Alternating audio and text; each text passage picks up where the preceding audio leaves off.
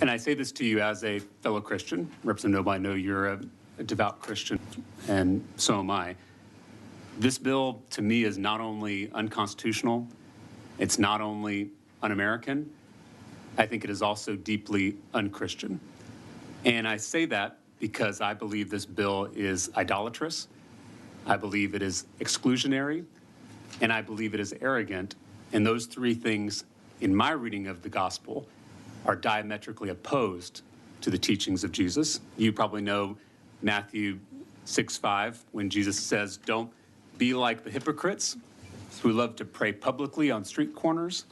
When you pray, go into your room and shut the door and pray to your Father who is in secret.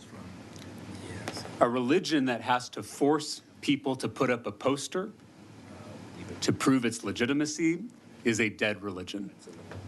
And it's not one that I want to be a part of. It's not one that I think I am a part of. You know that in Scripture it says faith without works is what? Dead. Is dead. My concern is, instead of bringing a bill that will feed the hungry, clothe the naked, heal the sick, we're instead mandating that people put up a poster. And we both follow a teacher, a rabbi, who said, don't let the law get in the way of loving your neighbor. Loving your neighbor is the most important law. It is the summation of all the law and all the prophets. I would submit to you that our neighbor also includes the Hindu student who sits in a classroom, the Buddhist student who sits in a classroom, and an atheist student who sits in a classroom. And my question to you is, does this bill truly love those students? I'm going to go a different direction than I think you're trying to lead me. And that is that a very great wrong was done in our classrooms with that 1980 decision. Every time on this committee that we try to teach students values like empathy or kindness, we're told we can't because that's the parents' role. Every time on this committee that we try to teach basic sex education to keep our kids safe, we're told that's the parents' role. But now you're putting religious commandments, literal commandments, in our classrooms, and you're saying that's the state's role. Why is that not the parents' role?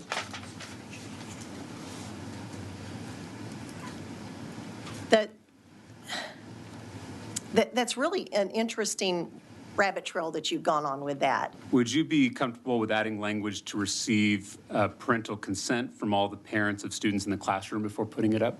I would not. I am, again, going to keep it clean as it came over. So you don't want parental consent when it comes to students receiving religious commandments? I don't believe that. I think that these are foundational to being a good citizen. Do you believe schools are for education and not indoctrination?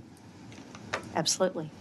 I guess what I'm trying to figure out is, why is having a rainbow in a classroom considered indoctrination and not having the 10 Commandments in a classroom? Is that a question? Yes. I am not arguing another poster. I'm arguing that the 10 Commandments are represented in our earliest education system. I just worry this is what gives us religious people a bad name.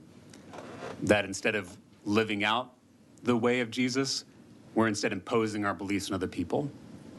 Instead of leading by example, we're leading by mandates.